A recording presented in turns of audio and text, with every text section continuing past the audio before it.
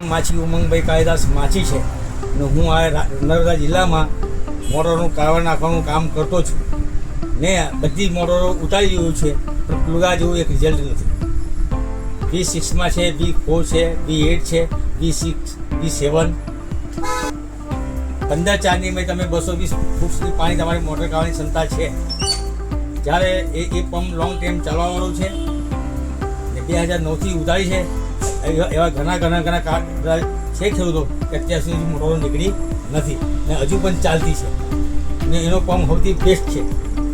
આ રિયલી હકીકત છે, આ બનવા જેવી વાત નથી. હું જાતે મોટર કાઢું છું, નાખું છું ને ઉતારું છું.